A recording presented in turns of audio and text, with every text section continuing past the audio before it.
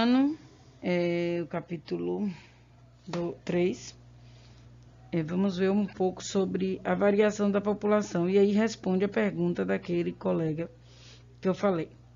Então, existe uma balança, digamos assim, que controla o tamanho da população. E a população aumenta toda vez que a taxa de natalidade aumenta e a taxa de imigração aumenta, ou seja, a quantidade de pessoas que chega ao país é maior. Então, eu faço um balanço da taxa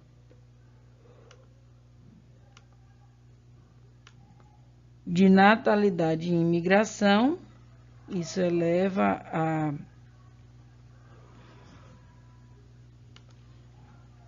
o tamanho da população, e emigração e mortalidade diminui o tamanho da população. Comparando com o que estamos vivendo hoje, provavelmente, não sabemos, ao final desse ano nós teremos uma taxa de mortalidade muito superior a tudo que a gente viu nos últimos tempos, né? Acredita-se que a quantidade de mortes vai ser semelhante à das grandes guerras ou da época da gripe espanhola. Então, provavelmente nós teremos um declínio populacional em todos os países do planeta, ou se não da maioria deles. Quando você faz essa conta que me diz se a população está crescendo ou não, é interessante que a gente pense também naquilo que o colega falou do ensinamento de Bruno. Então, que chegará uma hora que eu terei uma população maior do que a quantidade de comida que essa população consegue produzir. Ecologicamente, isso jamais vai acontecer. Geograficamente e matematicamente, isso aqui pode acontecer, mas ecologicamente não. Por que não pode acontecer, ecologicamente falando? Simplesmente porque antes que isso aqui aconteça, a população ela vai ter que diminuir. Então, ela vai morrer. Isso aí é o que a gente chama de resistência do meio na ecologia.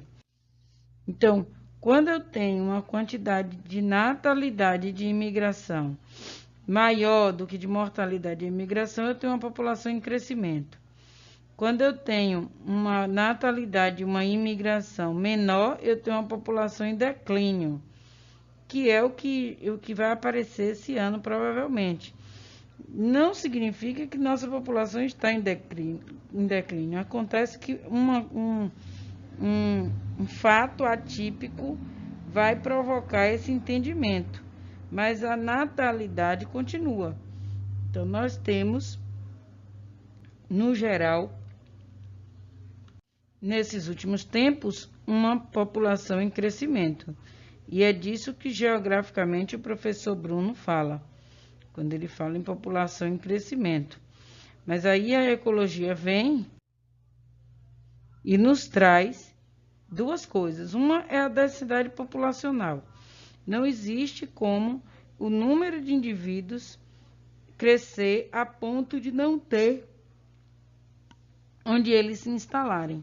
A densidade populacional ela tem um limite. E esse limite dela, que é a densidade que é calculado pelo número de indivíduos por área, existe uma resistência que vai fazer com que isso aqui pare de crescer. Então, assim, esse é o crescimento matemático e geográfico, porque ele está ligado ao potencial biótico, que ou seja, a capacidade daquela população de crescer. Exemplo, nós temos uma população de 20 fêmeas, e cada fêmea pode ter um filho por ano. Eu tenho um potencial biótico de 20 filhos por ano, mas alguns vão morrer, Alguns vão morrer ainda durante a gestação, outros vão morrer após o parto, outras mães não vão sobreviver. Então, existe um meio que resiste e existe um crescimento verdadeiro, que é essa curva aqui. Essa curva aqui de crescimento real, ela tem um limite e esse limite não é ultrapassado. Esse limite é um tamanho máximo que a população pode ter. Esse tamanho máximo é dado pela quantidade de alimento, pela disposição de habitat, por vários fatores. E não é diferente com a população humana.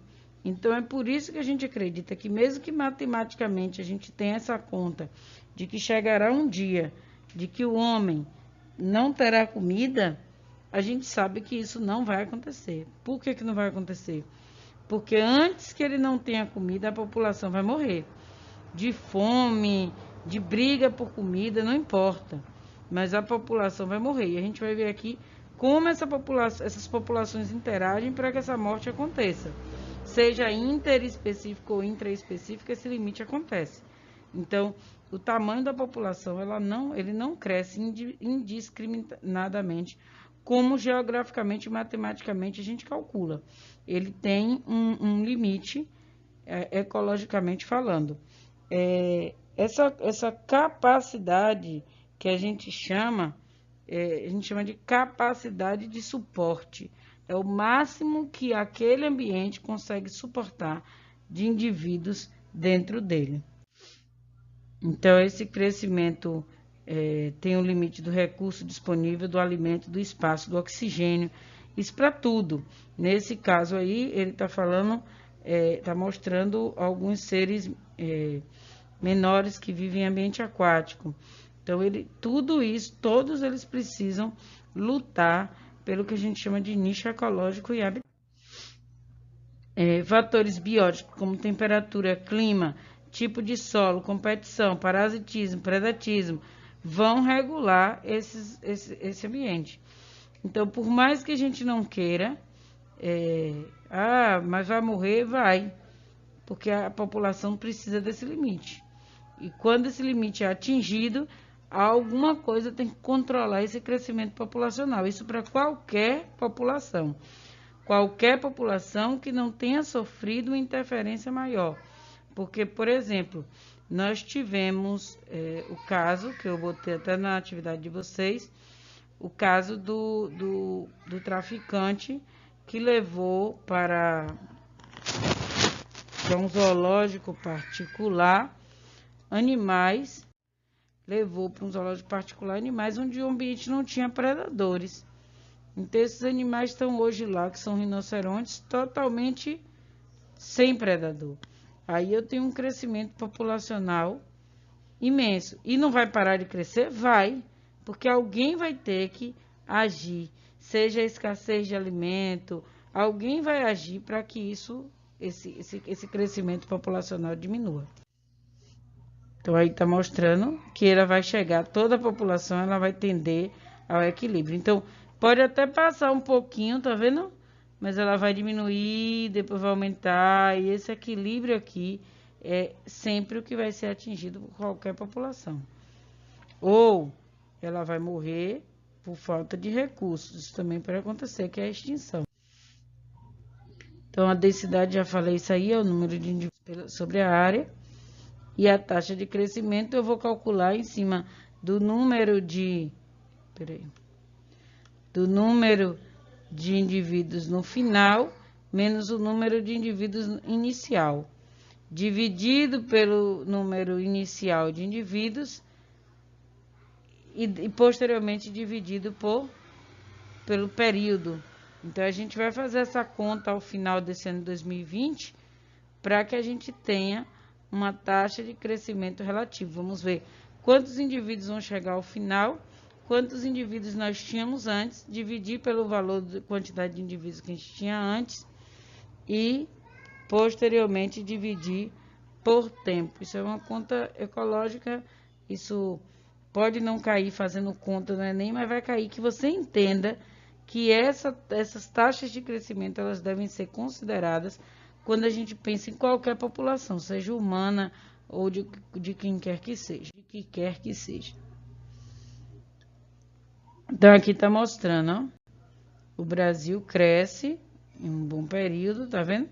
Chegamos em 2010 a 290, aqui está em milhões de habitantes, e aqui a taxa de crescimento anual. Veja que aqui em 1991, ó, quando tínhamos 146 milhões de habitantes, a taxa de crescimento anual, ela diminuiu, tá vendo? Entre 91 e 2000. Aí você fala assim, mas minha população cresceu. Sim, mas o crescimento anual poderia ser muito maior se a gente tivesse essa taxa de crescimento anual aqui.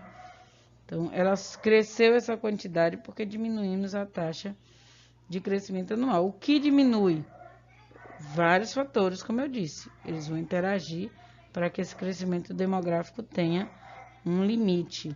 Não vai dar para vocês verem todo o gráfico, talvez eu depois consiga tirar um pouco da frente. Então, a taxa de natalidade, número de nascidos no ano dividido por 1000, e a taxa de mortalidade, número de mortes no ano dividido por 1000. Esse ano, por ser um ano atípico, assim como os anos de guerra, vocês vão ver uma taxa de mortalidade muito grande no nosso planeta, digamos assim.